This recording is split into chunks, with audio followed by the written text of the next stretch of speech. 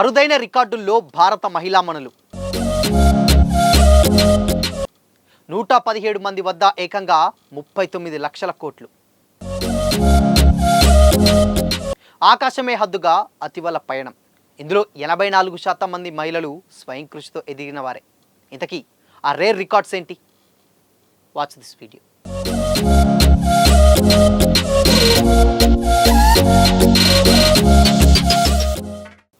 నమస్తే, welcome to Disha TV. మన దేశంలోని కొత్త జనరేషన్ మహిళలు కేవలం కార్పొరేట్ అడ్డంకులను దాటడమే కాదు, అంతర్జాతీయ స్థాయి ఆర్థిక సామ్రాజ్యాలను శాసిస్తున్నారు. దీనివల్ల దేశంలో మహిళా సాధికారత అనేది కేవలం సామాజిక నినాదంగా కాకుండా ఆర్థిక రంగాన్ని శాసించే శక్తిగా అవతరిస్తోంది. 2026 కాండెరే హురున్ ఇండియా ఉమెన్ లీడర్స్ జాబితాలో స్థానం పొందినటువంటి 117 మంది మహిళలు కలిసి ఏకంగా 39 లక్షల కోట్ల విలువైన సంపదకు ప్రాతినిధ్యం వహిస్తున్నారు. ఈ సంఖ్య ఫిన్లాండ్ దేశ జీడిపి కంటే ఎక్కువ కావడం విశేషం. గత సంవత్సరం 97 మందితో ఉన్నటువంటి ఈ జాబితా ఈ సంవత్సరం ఏకంగా 21% పెరిగి 12 విభిన్న రంగాలకు విస్తరించింది. ఈ నివేదికలో అత్యంత ఆసక్తికరమైన అంశం ఏంటంటే, ఇందులో 84% మంది మహిళలు పూర్తి స్వయం కృషితో ఎదిగిన వారే.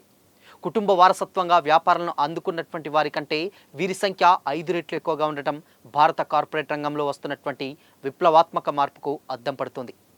దశాబ్దాలుగా ప్రమోటర్ కుటుంబాలు వారసత్వంగా లభించినటువంటి ఆస్తులకే పరిమితమైనటువంటి కార్పొరేట్ లీడర్షిప్లో ఇప్పుడు విప్లవాత్మక మార్పు కనిపించింది.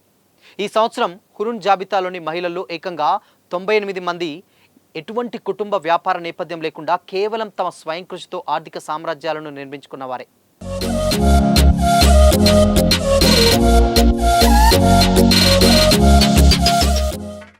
వారసత్వంగా వేదికలను పొందిన వారు కేవలం 19 మందికి పరిమితం అవ్వడం గమనార్హం.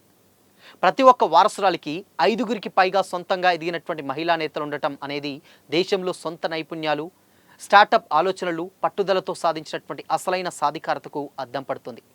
మహిళా సాధికారత అంటే కేవలం బ్యాలెన్స్ షీట్లు, వ్యాపార లాభాలే కాదని సమాజంపై చూపేటువంటి ప్రభావం కూడా ప్రధానమైందని హురున్ నిరూపించింది. ఈ సంవత్సరం హురున్ జాబితా కేవలం సంపన్నులకే పరిమితం కాకుండా 12 విభిన్న రంగాలకు కూడా విస్తరించింది.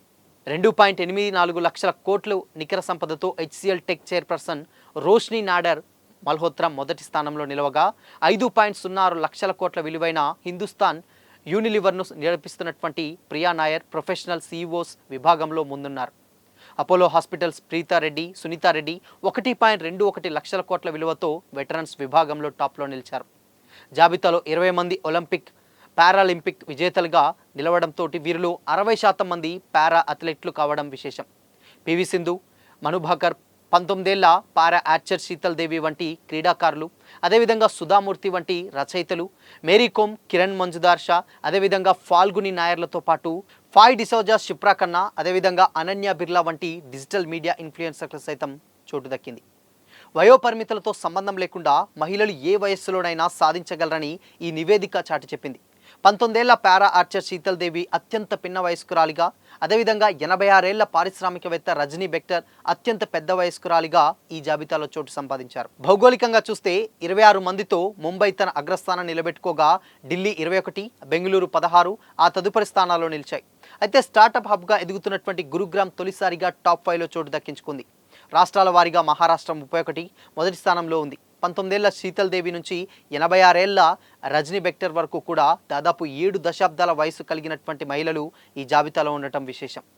ఫిన్లాండ్ జీడిపి కంటే ఎక్కువ విలువ కలిగినటువంటి వీరి సంపాదన నవభారత ఆర్థిక ప్రగతికి చోదక శక్తిగా మారుతుందని విశ్లేషకులు చెబుతున్నారు. సో మరి భారత మహిళా మనులపై మీ ఒపీనియన్ ఏంటి? కామెంట్ చేయండి.